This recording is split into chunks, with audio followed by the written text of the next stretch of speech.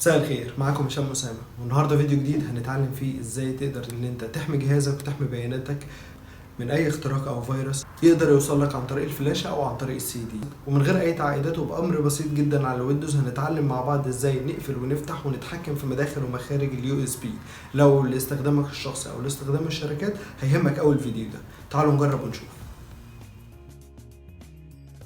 رجعنا دلوقتي لللابتوب عشان خاطر نشوف ازاي هنقدر ان احنا نتحكم زي ما قلنا في مدخلات ومخرجات اليو اس بي اللي موجوده عندنا والدي في دي. اولا هنخش على ستارت ونكتب رن ونكتب الامر ده gb-edit.msc، ندوس انتر. كده هيفتح لنا الجروب بوليسي بتاعت الويندوز، نقدر نتحكم منها في مداخل اليو اس بي اللي بتاعتنا. هنقول administrative template system، ونروح ل removable storage access ونقفل ال DVD، نقول enable، ندوس apply. نجيب ده كده شوية عشان نعرف ازاي بيتحرك. احنا عايزين نقفل اول 3 اللي هما ال DVD. نقول next settings، هينزلني على طول على الاوبشن اللي بعديه enable. كل ده انا بقفله. التالت دوسنا next، هنا نزلني على الاختيار التالت ده enable. بعدين هنقول له apply.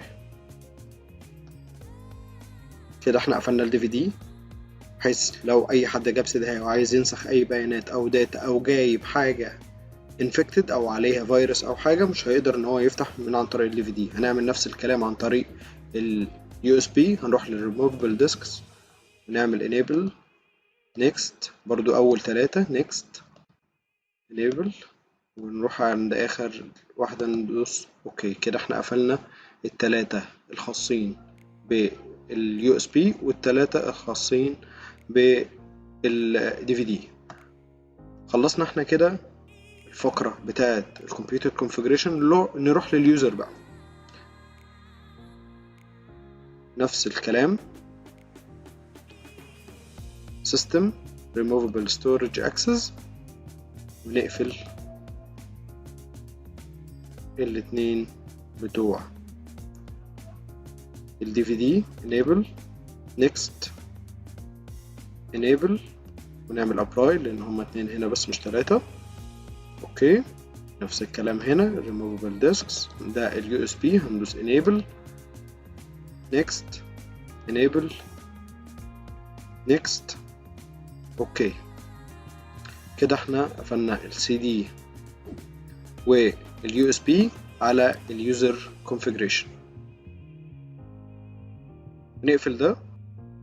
جبنا الفلاشة ووصلناها باليو اس بي، هنيجي نشوفها هتشتغل ولا لأ. this PC مقرية، بس هنيجي دبل كليك عليها يقول لنا access denied. كده انا امنت نفسي من اي فيروس يخش لي عن طريق الفلاشة او من عن طريق سي دي، ومنعت اي حد يسحب اي داتا او اي ملفات عن طريق برضو الفلاشة واليو اس بي. وبكده انا حافظت على ملفاتك وحافظت على بياناتك. يا رب اكون فدتكم بالمعلومة دي.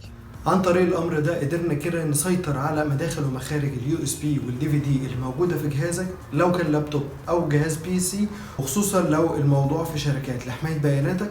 يا رب اكون فدتكم النهارده. ما تنسوش السبسكرايب واللايك لو افدتك بحاجه. نتقابل في فيديوهات جديده ومعلومات جديده.